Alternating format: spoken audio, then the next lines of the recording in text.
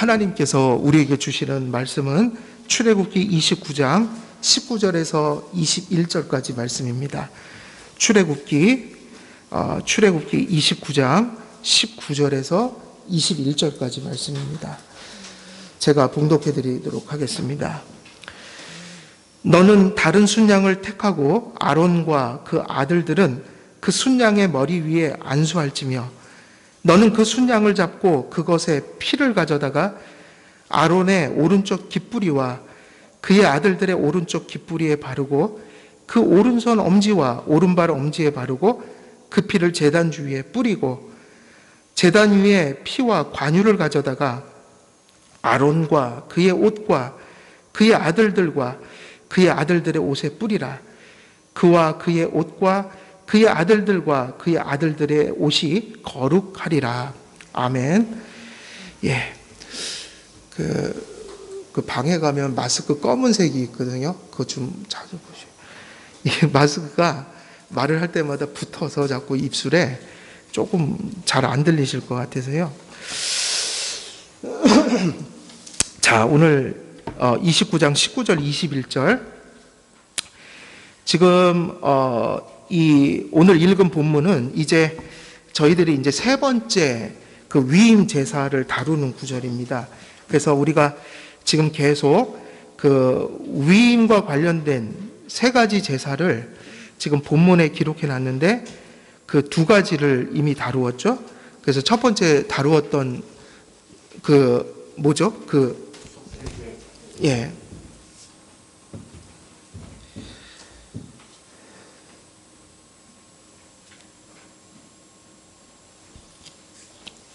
예. 예, 이게 훨씬 편하네요. 자, 그래서 그 첫 번째 것은 그 속죄제, 그리고 두 번째는 뭐였죠? 번제를 다루었죠. 그래서 속죄제는 소위 우리의 죄를 하나님께서 용서하시고 사하시고 그래서 하나님과 이렇게 화목의 관계를 만드시는 제사, 그런 것을 담고 있는 의미. 그리고 하나님과 이 관계가 회복된 걸 화목이라고 하잖아요. 그 화목된 자들이 이제 하나님께 자기를 헌신하고, 그리고 뒤집어 얘기하면 죄 사함을 받은 자들을 하나님이 너희들 이제 내가 내 아들의 피로 너희 죄를 용서했으니까 너희들은 이제 원수가 아니고 내 자녀들이다. 이렇게 관계가 회복되었을 때 그 대상을 받아들이는 의미. 그래서 번제의 가장 큰 특징은 올려드린다. 번제 자체가 올라라고 그랬잖아요. 올려드린다. 근데 그 의미는 우리를 헌신한다는 의미인데 사실은 헌신한다는 의미는 뒤집어 얘기하면 하나님이 속죄한 대상을 받아주신다는 얘기죠. 사실은 구원은, 그것이 구원을 가장 잘 설명하는 그림들이에요. 우리는 묻죠. 구원이 무엇일까? 기독교에서, 성경에서 구원을 얘기하는데 구원이 뭐냐 그러면 하나님 앞에 죄 지은 인간을 용서하심으로, 그 죄의 죄책을 제거하시고 죄를 용서하심으로 하나님께서 이제 용서하신 자들과 화목하면서, 그러면 일어나는 일이 뭐냐면 그들과 함께 더불어 먹고 마시고 그들의 모든 생사고락 속에 함께 구주로서 함께 하시면서 늘 그들을 받아주시는 은혜, 이게 번제였던 거예요. 이제 세 번째 제사의 의미는 무엇일까요? 세 번째는 이제 무엇이 소개되어 있냐면 화목제가 소개되어 있어요. 화목제는 사실은 가장 위임 제사 속에서 좀 독특하고 특별하고 더 많은 언급들이 기록되어 있는, 그래서 화목제가 상당히 중요하다. 분량으로 따져도 화목제가 제일 많거든요. 오늘도 자른 거예요. 전체가 아니고 화목제의 어떤 부분들을 잘라서 오늘 또 설명을 드리는 겁니다. 그래서 여기서 주어진 본문은 19절에서 34절까지 맥락 속에 있는 부분이에요. 21절까지 다룬 거죠. 19절부터 34절까지가 화목제에 관련된 내용들입니다. 그래서 화목제라는 거는 무슨 의미를 담고 있냐면 영어로 번역하기를 peace offering, 그러면 또 thanks offering, 그리고 평화의 제사 혹은 감사의 제사 이렇게 되어 있죠. 여기서 제물로 명령된 두 번째 다른 순양은 그래서 속죄제는 무엇으로 드렸어요? 속죄제는 소로 드렸잖아요. 그죠? 그죠? 그리고 번제는 순양 한 마리, 그리고 이제 마지막에 다른 순양 한 마리인 거예요. 그래서 이것을 위임식의 순양이라고 불렀어요. 혹은 성별의 순양으로 불렸어요. 이렇게 부른 이유는 다른 두 제사들보다 이 제사의 특이한 면이 더 많았다. 화목제, 번제, 속죄제, 이거는 사실은 이제 누가 이것을 백성들을 위해서 계속 행하게 되는 거예요? 제사장들이. 그러나 여기서 얘기하는 화목제는 목적이 뭐였어요? 백성들을 위한 게 아니었고 백성들에게 제사장 역할을 할 사람을 세우기 위해서 했던 제사라서 일반 백성들에게 행하는 것과는 다른 요소들도 많이 들어있고 화목제는 계속되지만 위임의 화목제였기 때문에 독특한 면들이 많았다. 이 제사가 특별히 아론과 아론의 아들들의 그 대제사장과 제사장으로 위임하는 데 있어서 중요한 의미를 두고 있었기 때문에 여러 가지 의식에 있어서도 독특한 면들이 많이 나타났다는 거예요. 우리가 앞에서 언급했듯이 지금 이 화목제를 가리켜 위임을 위한 화목제를 가리켜 거기에 화목제로 사용되는 제물을 가리켜 위임식의 순양 이렇게 불렀는데 위임식이라는 게 무슨 의미를 갖는다고 그랬어요? 위임. 그래서 좀 독특한 면이 나오는 거예요. 위임식을 위한 순양이었다. 그러면 위임이라는 말은 어떤 의미라고 그랬죠? 원래는 성경에 위임이란 말은 없어요. 다른 말로 돼 있지, 원어에는. 그거는 우리가 의역을 해서 그렇게 번역을 해 놓은 거예요. 근데 위임이라는 게 어떤 의미라고 그랬죠? 손을 채운다는 뜻이라고 그랬잖아요.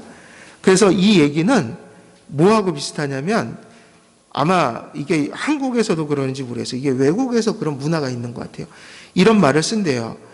어린 자녀를 키우는 어머니들이 야, 내가 요즘에 손이 꽉 찼어. 이런 얘기를 한다는 거야. 손이 꽉 차. 이게 위임인 거야. 손이 꽉 찼다. 지금 우리 한국의 어머니들이 지금 똑같은 상황이에요. 코로나 때문에 하루 종일 아이들하고 남편이 집에 있으니까 하루 종일 뭐예요? 애들 뒷바라지하고, 그죠? 때 되면 남편 밥 챙겨주고. 그러니까 결국 이 얘기는 무슨 얘기죠? 손이 꽉 찼다는 건 뭘 의미해요? 하루 종일 정신없이 산다는 거예요. 왜? 애들이 학교를 안 가니까요. 남편도 직장에 안 가니까. 하루 종일 가족들끼리 모여갖고 제일 힘든 게 뭐냐면 삼시세끼 계속 차리는 거예요. 그럼 이제 그때 표현하는 게 뭐냐면 이게 손이 꽉 찼다 이 얘기예요.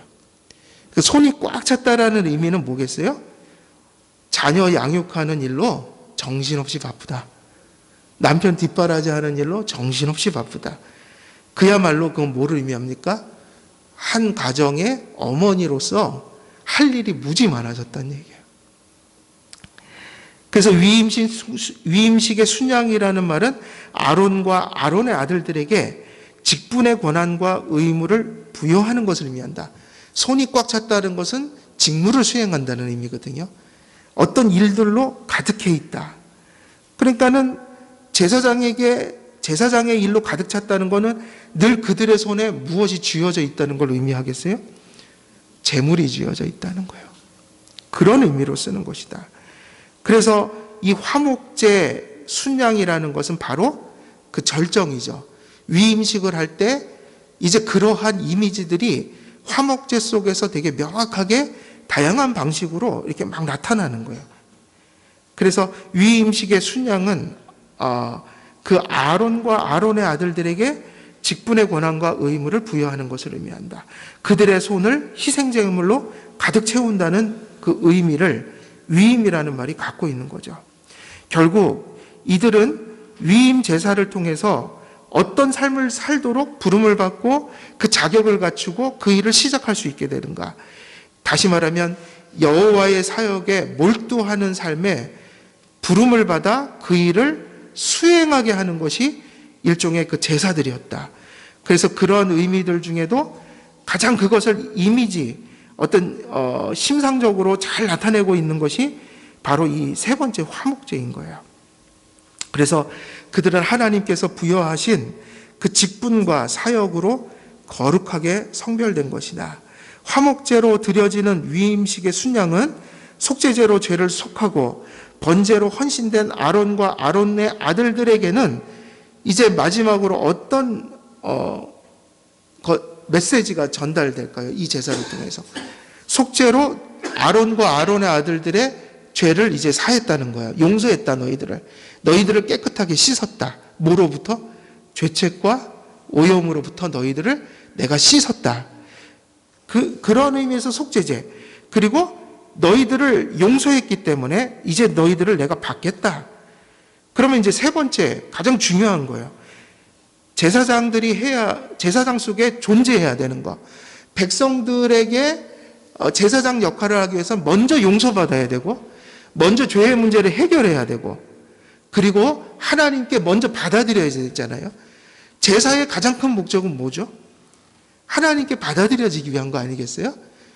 그죠? 하나님 없는 사람들이 하나님 있는 사람이 되는 거예요. 하나님이 버린 자들이 이제는 하나님이 품은 자들이 되는 거예요. 그러니까 번제가 그런 의미였다. 그럼 세 번째 절정은 뭘까요?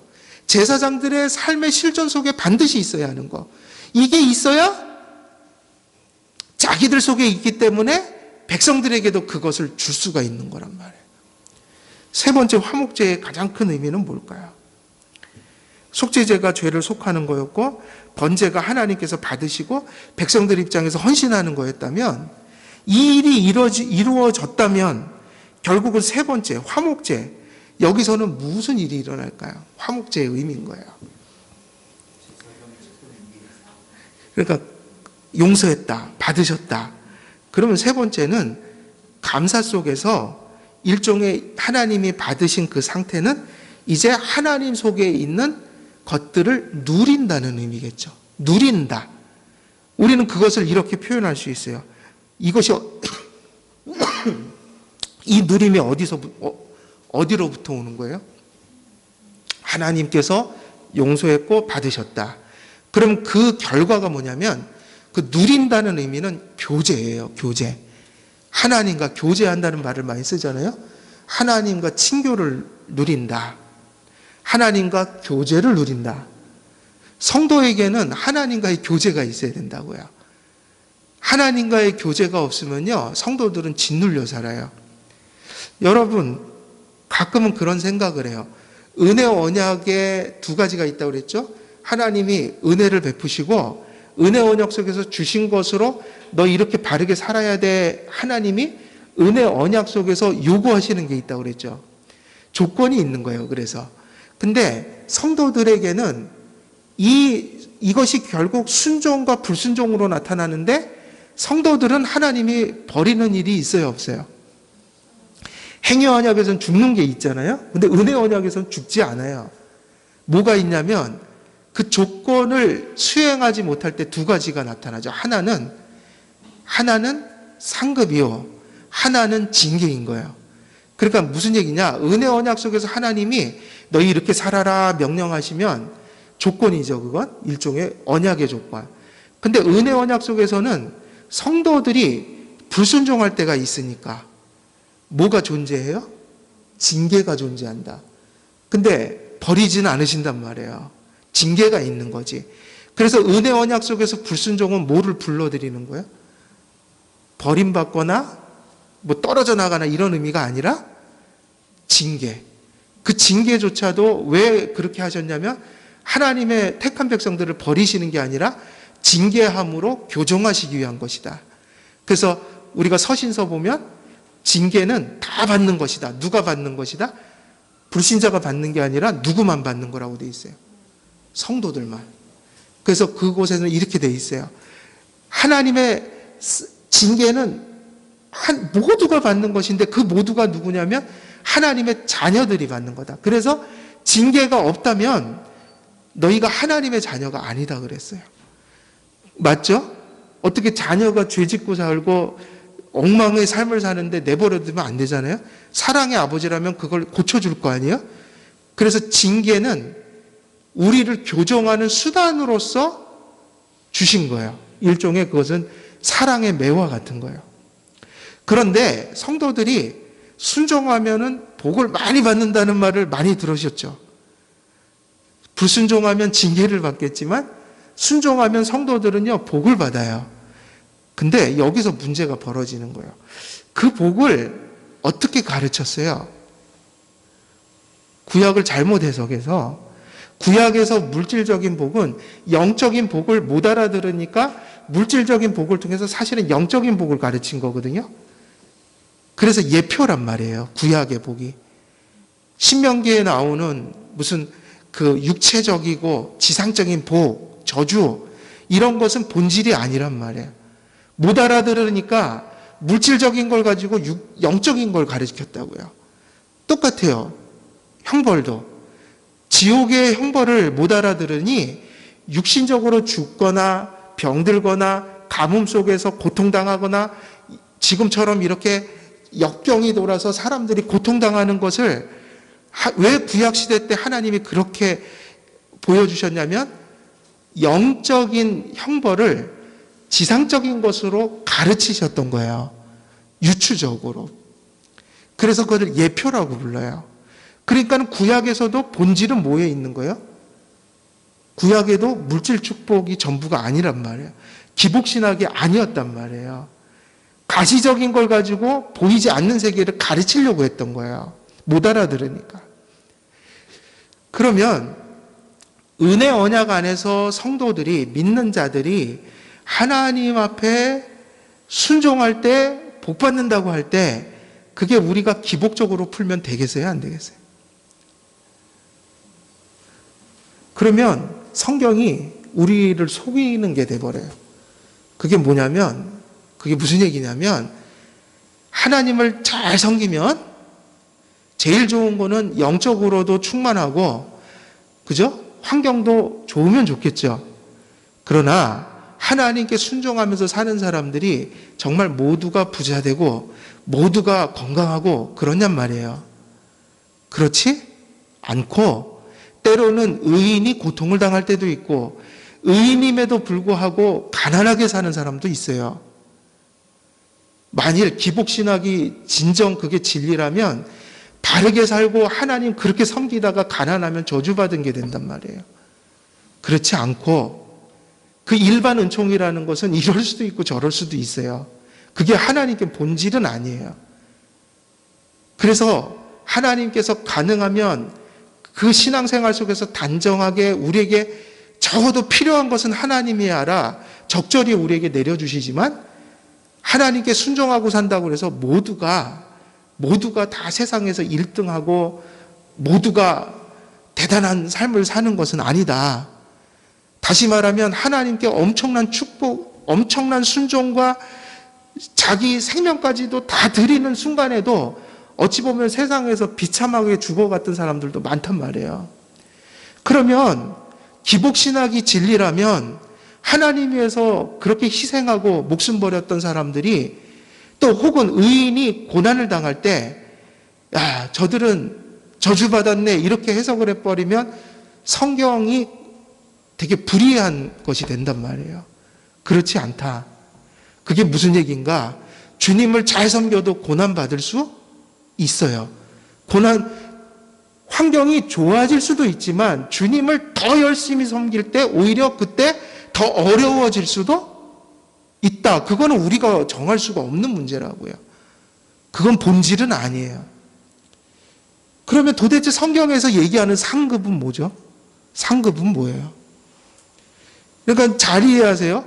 가난한 것이 의롭다는 게 아니라 하나님 잘 섬기는 가운데 부할 수도 있지만 때로는 어떻게 할 수도 있다는 거예요?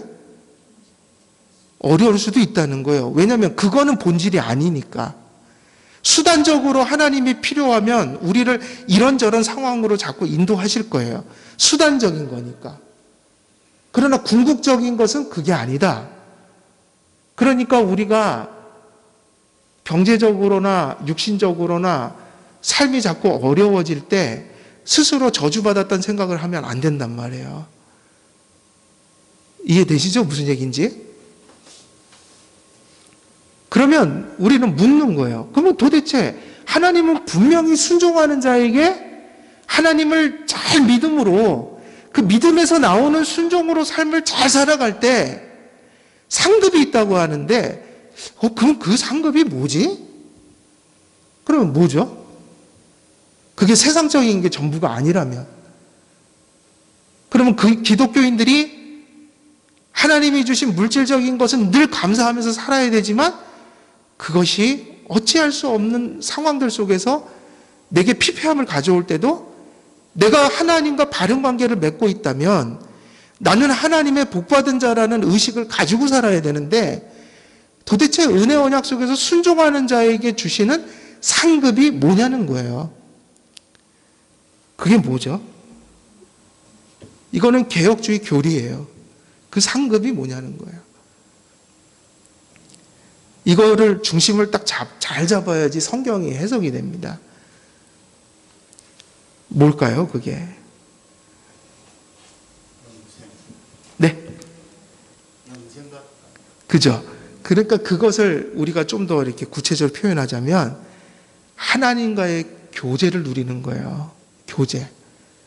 모든 상황 속에서 물질적이고 육적인 상황들이 어려울 때, 좋을 때나 어려울 때나 뭐가 심령 속에 분명히 실존하는 거예요.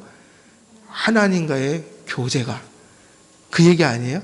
하나님이 나를 용서하셨고 나를 받아주셔서 좋을 때나 힘들 때나 그분이 나와 언제나 영생의 복으로 함께 해주신다. 이 지상의 삶은 변화무쌍하고 잠시 동안 부귀도 누리고 고난도 당하지만 결국 내 속에 뭐가 있다는 거예요? 그것을 넘어선 이 땅의 지상의 삶은 이제 일시적으로 언젠가는 끝나고 말 텐데 그 끝남과 동시에 내 존재도 끝나는 게 아니라 우리는 영생에 더 온전한 곳으로 옮겨진다. 그리고 그 영생이 지금 우리 속에 하나님이 함께 하심으로 실존한다. 내 안에 함께 하시는 하나님과 나는 늘 동행하면서 살아간다. 내가 그에게 부르짖으면 그는 그 구속의 복으로 나를 위로하시고 하나님의 그 헤아릴 수 없는 세밀한 사랑과 섭리로 좋은 환경이든 좋지 않은 환경이든 언제나 합력해서 선한 곳으로 우리를 이끌어 가시는 손길이 있다. 뭐 하나님과 지금 막 나타나서 음성 들으면서 이게 아니잖아요, 교제가. 그죠? 그 관계를 얘기하는 거잖아요. 오늘도 하나님께서 살아계셔서 말씀과 성령으로 그 하나님을 자꾸 알게 하심으로 하나님이 또 나에게 이런 역사와 사랑과 관계로 나를 인도하시는구나. 오늘도 그걸 깨우치면서 기뻐하고 평강하고 이게 우리 속에서 실존한다. 이게 사라지지 않는다. 어떤 세파가 와도 하나님의 사랑에서 우리를 끊을 자가 없기 때문에 끊을 수 있는 것이 없기 때문에 내 속에 견고하게 흔들리지 않는 그 하나님과의 그 관계 속에서 오는 복이 있다. 다시 말하면 순종하고 사는 자들에게 하나님이 무슨 복을 주시냐면 그 하나님과의 교제의 실존을 삶 속에서 지정의 가운데 충만하게 확신하고 그 실존 속에서 우리가 살아가게 하시는 거예요. 그래서 사람이 다 똑같게 사는 게 아니에요. 어떤 사람은 어려움이 오면 하나님을 잊어버려요. 그리고 심지어는 하나님을 버려요. 하나님이 환경이 어려워지면 하나님과 멀어져요. 근데 이런 게 복이라고요. 어려우면 어려울수록 나는 하나님께 더 민감해져요. 생각이 다르잖아요. 어려울 때 하나님 뭐 계시게요? 계시면 이러시겠어? 아니면 그렇게는 못하면 그 용기가 없으니까 소위 말하면 하나님 차마 부인은 못해도 입으로 정서로 그걸 다 쏟고 은혜를 쏟고 살아가는 거야. 내 인생은 왜 이 모양이냐. 또 누구하고 비교하면서 저 사람은 저런데 나는 왜 이러냐. 온갖 그 염세적이고 절망적인 생각들 속에서 결국 무엇을 토로하는 거예요. 하나님 앞에서. 무엇을? 원망이에요. 이스라엘 백성들이 보여줬던 그 원망 있죠. 차라리 어디로 돌아갈 걸 그랬다? 하나님이 구원해 놓으니까 홍해까지 건너서 그 구원의 땅으로 인도하시는 가운데서 그런 얘기를 했다고요. 제일 하나님이 싫어하는 거, 그거는 일종의, 그거는 음행이에요. 간음, 영적 간음. 무슨 얘기를 했어요? 죄악의 도시로 다시 돌아가겠다. 애굽으로 돌아가는 게 훨씬 좋았을 뻔했다. 차라리 거기서 나오지 않았으면 얼마나 더 좋았을까. 뭐 이런, 그게 결국 원망이란 말이에요. 남편, 부부 간에 그 얘기하고 똑같아요. 뭐 이혼하자는 얘기 하나. 아니면 뭐 내가 당신 만나서 참 후회한다. 서로 그렇게 원망하는 거라고요. 서로의 존재를 부정당하는 거예요, 그게. 존재를 부정당하는 거예요. 부모가 자식한테 내가 너를 왜 낳았을까? 이런 얘기하는 부모들이 있잖아요. 존재를 부정하는 거라고요. 부모한테 왜 나를 낳으셨어요? 그런 자식들이 있다고요. 그럼 누구를 부정하는 거예요? 부모를 부정하는 거라고요. 존재를. 하나님을 그렇게 부정하는 거예요. 원망함으로. 근데 어떤 사람들은 어려움이 오면 올수록 오히려 더 민감해져요. 하나님 더 붙들어야지. 아니면 또 하나님이 주신 것이 있는데, 뭐 많이 잃었지만 그래도 아들을 주셨는데 나 같은 죄인이 하나님 은혜 안 베푸셨으면 지금도 저 지옥 속에서 살았을 텐데, 그래 잃었지만 나는 얻은 게 더 많아, 받은 게 많아, 이러고 사는 사람도 있다. 그게 뭐냐면 교제예요. 하나님의 말씀 속에서 하나님의 성품과 그분의 능력과 그분이 우리에게 베풀어 주실 은덕을 성경의 계시를 통해서 성령님이 가슴 속에 가르쳐 주셨기 때문에 사실은 그게 교제하는 거예요. 하나님 앞에서 지금 교제하는 거라고요. 하나님, 저는 당신을 믿습니다. 주님이 내게 주신 게 너무 크고 감사합니다. 많은 것을 잃었지만 하나님 주신 것이 너무 커서 저 괜찮아요. 아니면 지금 어렵지만 하나님께서 합력하여 선을 이루실 일들을 생각하니 하나님 힘이 납니다. 하나님, 저 불쌍히 여겨주시고 제가 어리석으니까 이 어려움 속에서 넘어지지 않도록 꼭 붙들어 주세요.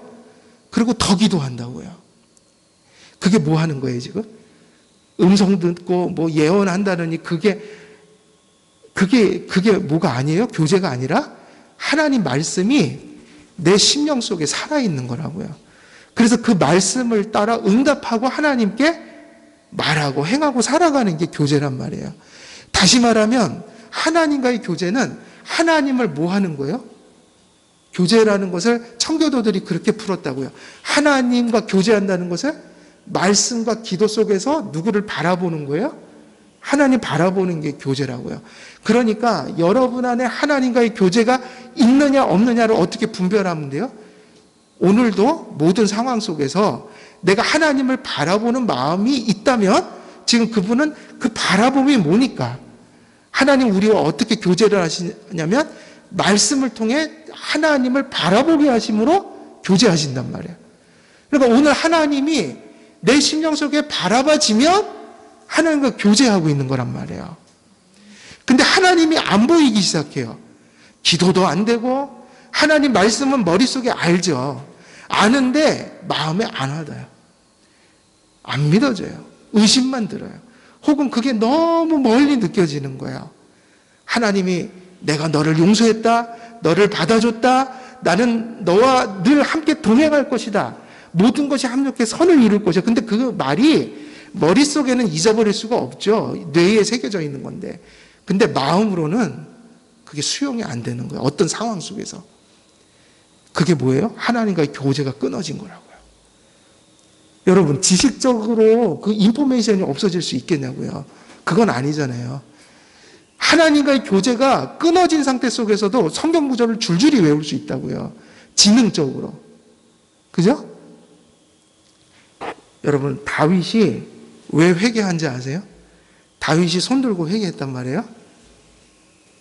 왕위를 잃어버릴까 회개했을까요? 왕위를 잃어버릴까 봐?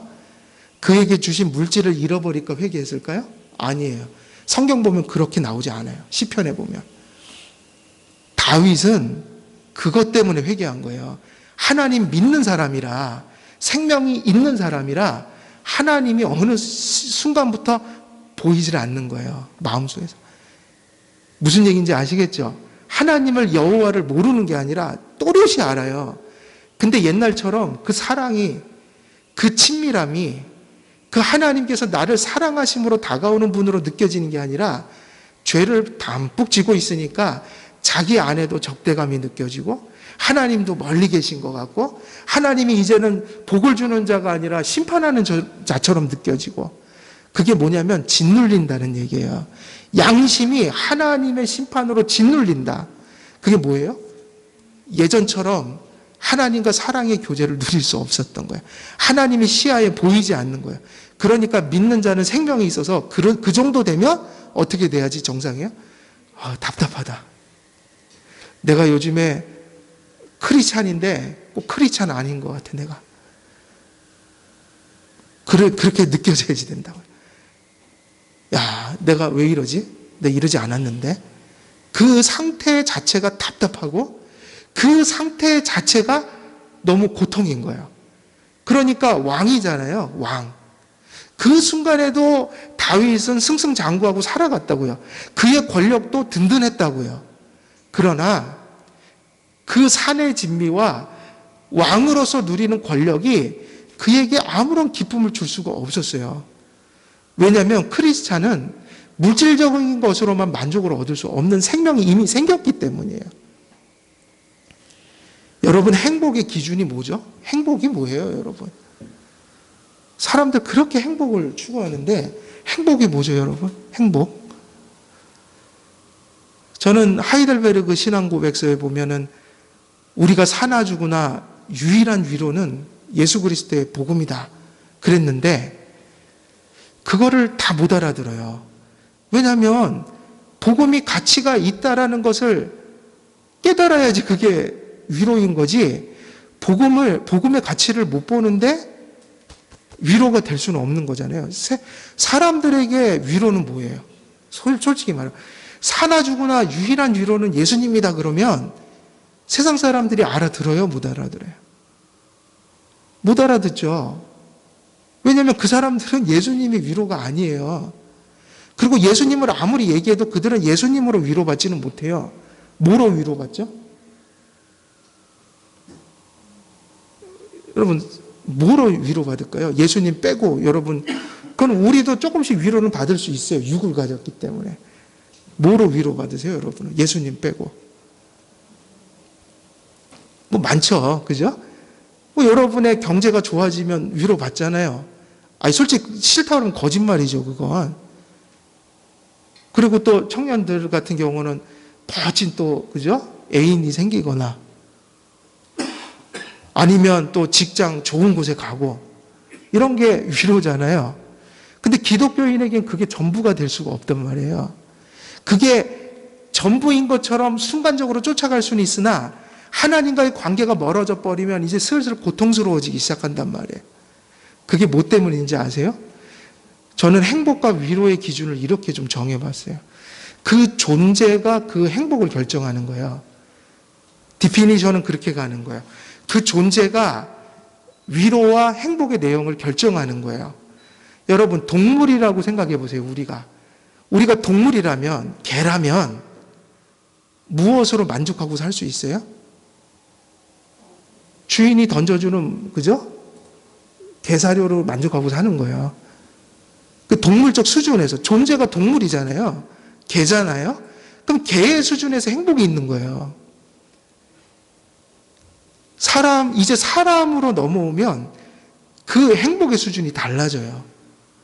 단지 먹고 본능을 채우는 거로 채워지지 않아요. 근데 사람도 두 부류잖아요. 하나님을 아는 자와 하나님을 모르는 사람. 하나님이 없는 존재는 하나님이 없는 존재만큼의 행복을 누리며 살아가요. 그게 세상에서 성공하고 돈 벌고 가족들 화목하고 건강하고 뭐 이런 것들이에요. 근데 그것도 복이에요? 복이 아니에요? 복이에요. 우리도 그거 없으면 안 돼요. 사는 동안에 있어야 돼요. 어느 정도는. 그렇죠? 그리고 이웃들이 그것을 누리지 못할 때는 또 채워주기도 해야 된다고요. 왜냐하면 인간이니까. 그걸 부인하면 인간이 아니죠. 근데 중요한 게 여기 있는 거예요. 그걸 부정하는 게 아니라 인간에게는 본능적인 욕구도 있고 인간으로서의 문화적 욕구도 있지만 한 가지 있어요. 거듭난 자들은 영원히 살아버렸기 때문에 하나님이 그 안에 안 계시면 견디질 못해요. 무슨 얘기인지 아시겠어요? 존재가 바뀌었기 때문이에요. 그래서 거듭난 존재는 거듭난 존재의 수준에서 추구하는 만족이 다른 거예요. 그래서 누가 없이는 만족을 얻을 수가 없어요. 하나님과의 관계가 바로 되지 않았을 때 다윗처럼 고통스러워한단 말이에요. 하나님께서 그에게 얼굴을 가리우시고 세상의 것을 넘어선 그 빛을 멈추셨을 때는, 다시 말하면 교제가 끊어졌을 때 견디지 못하는 고통이 따라오는 거예요. 그래서 다윗은 하나님의 그 징계, 교제의 단절로 인하여 영적인 그 갈급함과 목마름으로 죽을 것만 같은 고통을 느꼈어요. 이거는 똑같잖아요. 사랑하는 자식이 내 사랑의 대상일 때 그 자식이 아프고 눈에 보이지 않으면 고통스러워지잖아요. 똑같은 이치인 거예요. 하나님이 우리에겐 그런 존재가 되어버린 거예요. 결국 성도는 두 가지 하나님의 관계를 가지고 살아요. 첫째는 뭐예요? 연합하는 거. 연합은 무엇으로 표현이 되죠? 연합이라는 것은 성찬이 두 가지잖아요. 지금 우리가 성찬을 못하고 있는데 좀 괴로워요, 제 마음이. 솔직히. 성찬을 좀 또 해야겠는데 지금은 상황이 안 맞고. 성찬, 그리고 세례 두 가지잖아요. 여러분, 연합이라는 것은 성찬에 해당해요? 세례에 해당해요? 네? 연합은 세례죠. 관계가 없던 자가 이제 연합했다. 그러면은 남녀 관계에서 보면 결혼했다는 얘기예요. 연합. 근데 그 연합은 단번에 이루어질까요? 과정일까요? 단번이라면. 세례도 한 번 받아요. 한 번 이루어진 연합은 깨질 수 있을까요? 없을까요? 예? 없어요. 깨질 수가 없어요. 그러면 우리가 보통 고통스러워하고 때로는 즐거워하고 좋다가 나빠지다가 이러는 건 연합일까요? 교제일까요? 교제란 말이에요. 그래서 성찬을 제정한 거는 우리가 죄가 있고 연약하기 때문에 하나님을 바라보다가도 어떨 때가 존재해요? 삶 속에서 바라보지 못할 때가 존재하잖아요.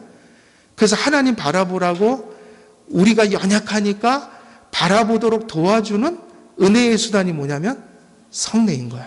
성찬. 그러니까 성도들은 무엇에 힘쓰는 거예요? 연합한 자들은 이제 어떻게 살아야 돼요? 교제에 힘쓰면서 살아야 된다. 교제가 뭐라고요? 바라보는 거다. 그냥 바라보는 게 아니라 뭐가 없이는 바라볼 수가 없냐면 하나님의 말씀, 성경이 없이는 바라볼 수가 없는 거예요. 그 성화가 이런 거예요. 하나님 말씀을 은혜 속에서 계속 가슴 속에 정립하고 소화시키고, 그래서 우리 마음속에 말씀의 틀이 생기는 거라고요. 생각하는 틀, 느끼는 정서적인 틀, 그리고 무엇인가를 의지하는 그런 틀, 마음의 틀이 생기는 게 성화예요. 그러니까는 결국은 성화는 하나님의 말씀이 정립되는 게 그 토대인 거예요.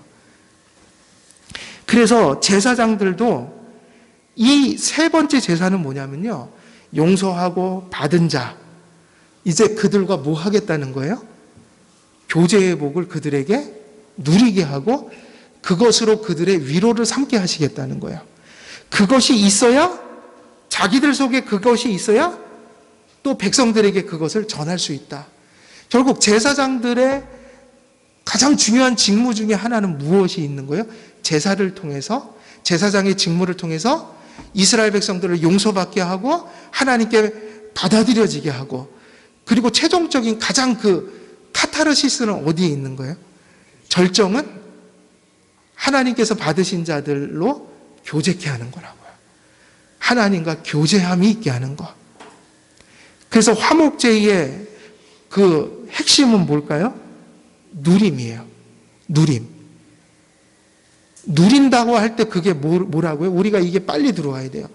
누린다고 할 때 그 누리는 게 물질적인 것에 머물러 있는 게 아니라 더 본질적인 그리스도인의 누림은 어디에 있다? 하나님과의 뭐에 있다? 교제에 있다. 그래서 교제가 상실되는 게 뭐냐면 징계인 거예요.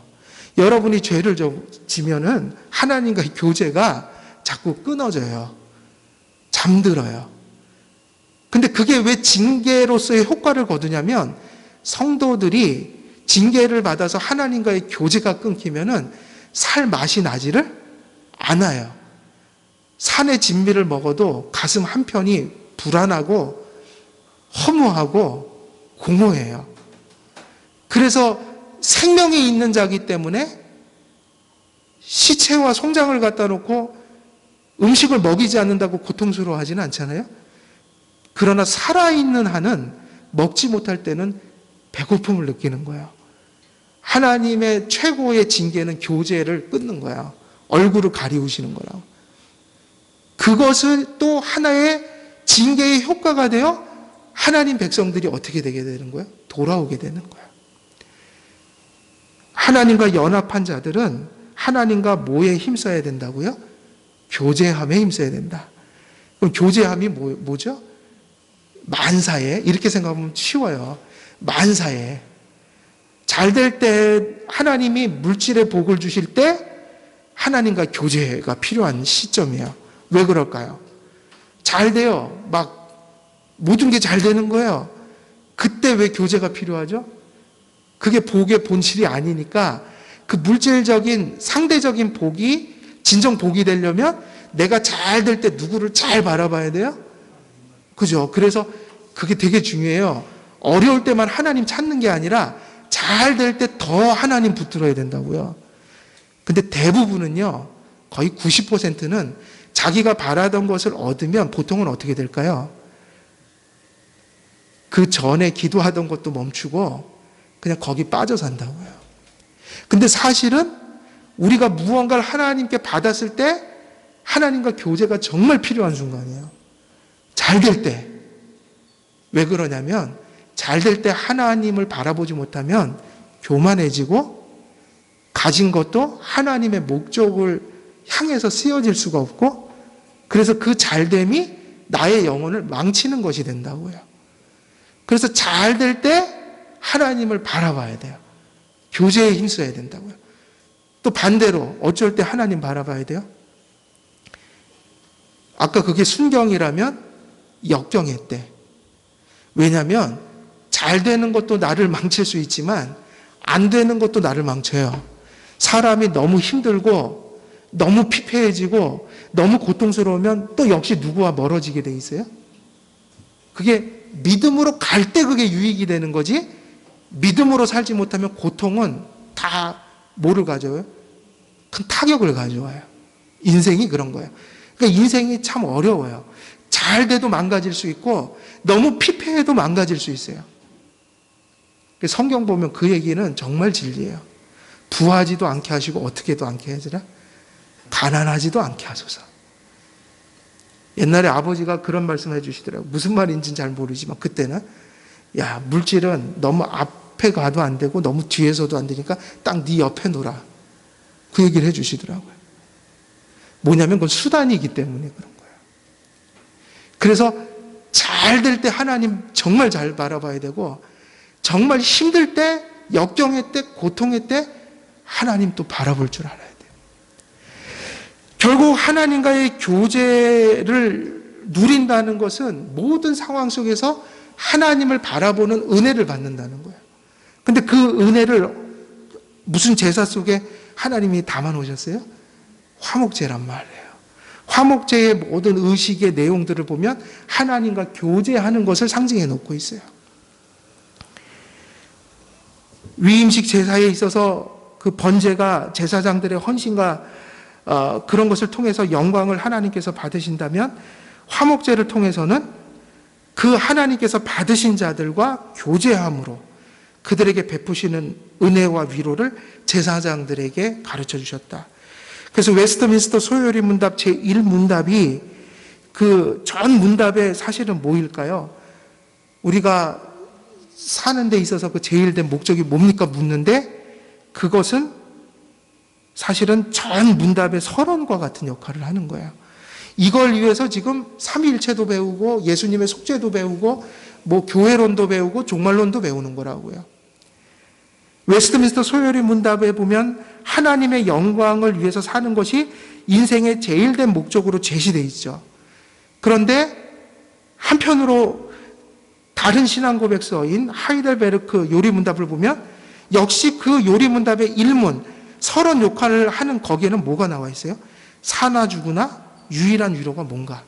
웨스트민스터에서는 영광을 얘기하고 있고 하나님 중심적으로, 하이델베르크 신앙 고백서는 우리에게 초점을 맞춰서 1장 1절을 어떻게 시작해요? 1절을 우리에게 제일 위로되는 게 뭐냐를 묻는 거거든요. 근데 사실은 웨스트민스터하고 하이델베르크 요리문답, 하나님의 영광, 우리의 위로, 이거는 다른 얘기를 하는 걸까요? 똑같은 대상을 다른 모습으로 표현하는 것일까요? 두 가지로. 어떤 게 더 맞아요? 다른 것을 얘기하는 걸까요? 같은 것을 얘기하고 있는 걸까요? 같은 것을 얘기하고 있단 말이에요. 왜냐하면 하나님의 영광을 떠나서는 인생은 어떤 만족과 위로를 얻을 수가 없어요. 아까 말씀드렸죠. 동물적인 필요도 충족될 수 있다. 그리고 인간으로서 보편 가치 안에서 누릴 수 있는 어떤 것들도 있지만, 구원이라는 것은 누구 안에서 만족을 얻는 거예요? 하나님. 근데 하나님의 영광이 우리 안에 인식이 되지 않으면 우리는 기쁨을 얻을 수가 없어요. 크리스찬들은. 하나님의 영광이라는 게 무슨 의미예요? 하나님의 영광. 영광이 뭐죠? 여러분, 하나님의 영광하면 우리는 자꾸 이렇게만 생각해요. 하나님 쪽으로 뭘 이렇게 자꾸 우리가 드리는. 근데 하나님의 영광이 우리에게 엄청난 기쁨이 돼야 돼요. 왜 그러냐면 하나님의 영광의 뜻이 뭐냔 말이에요. 하나님의 영광의 뜻은 뭐예요? 하나님의 영광의 뜻. 하나님의 영광이라는 것은 하나님의 그 어떠하심을 얘기하는 거라고요. 하나님의 속성, 하나님의 예를 들면 성품, 하나님의 능력, 그리고 하나님께서 그런 하나님의 인격과 능력과 성품으로 이 땅을 창조하시고 구원하시는 것 가운데 나온 그분의 그 선하시고 탁월함들이 영광인 거예요. 그러면 여러분이 기쁨을 작은 것이든 큰 것이든, 동물적인 것이든 보편 인간적인 것이든 크리스찬들에게만 임하는 영적인 축복이든, 그건 누가 행하시는 일들이에요? 하나님. 그분의 어떠하심이 관련되어 있는 거예요. 그래서 하나님의 영광이라는 것은 뭐냐? 창조하시고 구속하신 그분의 사역 속에 나온 그 결과들 속에서 나온 하나님이 창조한 세계를 보면서, 말씀을 보면서 하나님이 이런 분이구나, 이게 영광이에요. 그러면 하나님의 영광이 인식될 때 그분이 행하신 일들이 펼쳐지는 거라고요. 그러면 그 하나님의 영광은 누구와 관련이 있어요? 우리와 직결된 거예요. 그런 하나님으로서 우리를 창조했고, 그런 하나님으로서 우리를 구원하고, 오늘도 그런 하나님으로서 역경과 순경 속에서 우리의 영혼을 지키면서 인도하고 계신다. 근데 그게 다 어디서 나오는 거예요? 하나님의 성품과 능력에서 나오는 거잖아요. 그러니까 하나님의 영광을 발견하면 발견할수록 그 영광이 누구를 향해 있다는 것을 알게 돼요. 그 영광 때문에 내가 이런 혜택을 얻고 사는구나. 하나님이 그런 분이기 때문에 나를 이렇게 구원해 주시는구나. 하나님이 그런 분이기 때문에 오늘도 이런 역경과 구덩이 속에서 나를 끌어내 주셨구나. 그런 하나님이기 때문에 오늘도 방황하는 나를 저 죄 속에서 이렇게 끌어내 주셨구나. 이게 곧 무엇을 인식하는 거예요? 하나님의 능력과 선하심. 그 영광을 발견하는 거라고. 그 영광을 발견하면 할수록 누구에게 베푸신 은혜로 이어지는 거예요? 내게. 그래서 하나님의 영광이 창조와 구속의 사역으로서의 하나님의 영광이 성경을 통해서 깨달아지지 않으면 그에게는 뭐가 없는 거예요? 삶을 사는 데 있어서 위로가 없는 거야. 우리가 궁극적인 위로, 다 죽어가면서 다 쓰러져 가면서 일어날 수 있는 유일한 위로는 하나님이 나에게 어떠한 분이시며 어떠한 일을 행하셨음을 깨닫는 일로부터 시작이 된다. 거기서 힘을 얻게 된다. 그러니까 결국 웨스트민스터 신앙고백서에서 얘기하는 우리가 살아가는 제일된 목적은 하나님께 영광 돌리는 것이다. 영원히 그를 즐거워하는 것이다. 하이델베르크로 가면 사나 죽으나 우리의 유일한 위로는 무엇인가? 그것은 예수 그리스도 안에 있는 그 하나님의 구속의 사랑이다. 복음이다. 이게 같은 거를 얘기한다고요. 하나님의 영광이 곧 우리의 위로가 되는 거예요. 그래서 이 화목제라는 것이 이처럼 하나님과의 교제 속에서 그 하나님의 존재와 사역과 그분이 우리에게 베푸신 은덕들을 그 교제 속에서 깨닫고 누리고 경험하면서 하나님을 바라보는 그 누림, 그것이 화목제의 초점에 있었다. 제사장들에게 있어서 이 화목제를 위임제사로 가장 중요시 여기게 되는 것은 바로 제사장들이 해야 될 일 중에 가장 중요한 일이 뭐냐면 그 위로를 전하는 것이죠. 그 하나님과의 누림을, 교제의 누림을 백성들에게 고스란히 전하는 것이었기 때문에 이것이 중요했던 겁니다. 은혜 언약 안에서 하나님과 성도의 교통 안에는 이와 같은 소통이 있는 거죠.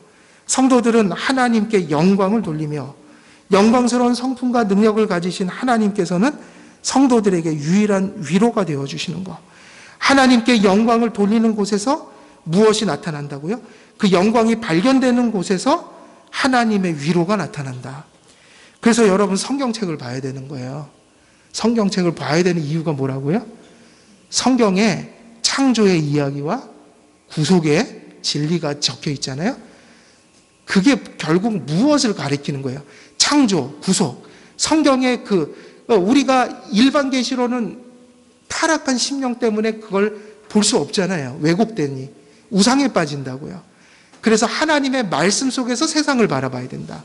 일반 계시를 성경의 근거에서 해석해야 된다. 그럼 성경이 우리 안에 자리 잡아야 되는데 성경 속에 창조와 구속이라는 것은 결국 무엇인가? 하나님이 이런 분이다 이 얘기를 하는 거라고요. 너희들에게 이런 분이다. 이런 분이 너희들에게 이런 일을 행하셨다. 그래서 우리가 하나님과 교제한다는 것은 하나님의 말씀을 하나님의 말씀으로 보고 그것을 받는다는 의미인 것이죠.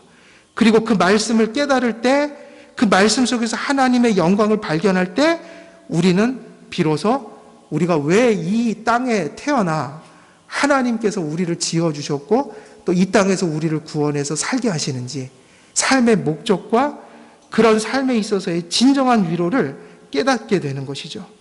그래서 하나님의 영광과 성도의 위로라는 것은 동전의 양면과 같다. 하나님의 영광을 떠나서는 위로를 발견할 수가 없어요. 번제가 감사와 헌신의 의미가 강조되었다면 화목제는 이에 더하여 그 감사와 헌신으로 하나님께 드려진 삶의 그 복에 참여하는 것, 다시 말하면 교제 속에서 그 복을 누리는 것을 강조하고 있는 것이죠. 물론 속죄제와 마찬가지로 번제와 화목제도 속죄 요소를 가지고 있지만 각 제사들의 강조점이 다르다. 화목제는 그런 교제의 누림을 강조하고 있다. 예. 이제 시간이 많이 흘러가고 여기서 좀 멈춰야겠네요. 자, 오늘은 여기까지 말씀을 좀 전하겠는데요. 오늘 전해드린 말씀 속에서 우리가 기억해야 될 부분들, 오늘 전한 말씀에 기억할 부분은 이런 것들이죠. 화목제의 그 의미는 뭐인 거예요? 그래서 가르치는 바 하나님과의 교제가 중요한 것이다. 교제, 이것은 은혜 언약 속에서 믿는 자, 그죠? 믿고 순종하는 자들에게 주시는 가장 큰 복이다. 그러면 그 은혜 언약의 가장 큰 복이 뭐라는 거예요? 교제를 누리는 삶이다. 그러면 교제를 누리는 건 뭐라고 그랬죠? 지금 우리의 입장에서 얘기한다면 성경 말씀을 통하여 누구를 알고 하나님을 알고 그분을 바라보는 삶이다. 그래서 진정한 이 복은 어떤 모습으로 나타나요? 모든 삶 속에서, 예배와 생활 속에서, 그리고 역경과 순경 속에서 늘 그 하나님이 바라보는 시야가 열려있는 상태, 이게 교제가 지금 회복되어 있는 상태라고요. 우리가 살아가면서 늘 지켜야 되는 것은 이 하나님과의 교제를 늘 지키면서 살아가야 되고, 은혜 속에서 이 교제가 더욱더 깊어져 가는 것, 이게 성화의 한 측면이라고 볼 수 있는 거예요. 우리가 하나님을 바라볼 수만 있다면 왜 복이 되죠? 왜냐하면 우리의 궁극적인 위로와 우리의 궁극적인 삶의 동력은 하나님의 교제 속에서 오는 영광에 대한 계시, 그리고 그 계시를 통하여 하나님의 영광을 인식할 때 우리를 향한 위로를 깨닫게 된다. 우리는 이 힘으로 산다. 이게 오늘 말씀의 중요한 부분이에요. 그러니까 구약의 제사장들을 세울 때 화목제를 통해서 이 교제의 누림을 알려주신 것은 그들이 백성들에게 제사장 사역을 통해서 주는 가장 중요한 복 중에 하나가 그거였기 때문인 거죠. 이스라엘 백성이 하나님과 교제를 누리게 하는 거였어요. 우리 한길교회 성도님들도 말씀과 기도로 깨어서 모든 형편 속에서, 모든 상황 속에서 늘 주님을 바라봄으로 하나님의 영광과 위로 안에서 늘 그렇게 승리하시고 진정한 언약의 복을 누리시는 그런 삶이 삶 속에 실존하시기를 우리 주 예수 그리스도의 이름으로 축원드립니다. 기도하겠습니다. 살아계신 하나님 아버지, 오늘도 말씀을 전하였습니다. 화목제를 통하여 교제의 소중함을 다시 한번 전하였습니다. 예수 그리스도께서 십자가에서 우리의 죄를 사하시고 성령님을 통해 우리 안에 내주하심으로 언제나 우리와 함께 하시고 또 우리와 교제하심을 또한 감사드립니다. 우리의 심령이 늘 깨어있게 하시고 늘 하나님의 은혜 속에 젖어 있어 늘 모든 상황 속에서 주님을 바라보는 주님과의 교제와 교통이 삶 속에 깊어지게 하시고 날마다 깨어 주님과 교제함으로 어두운 세상을 잘 이겨가는 모든 성도님 될 수 있도록 하나님 역사해 주옵소서. 감사드렸고 우리 주 예수 그리스도의 이름으로 기도드리옵나이다. 아멘.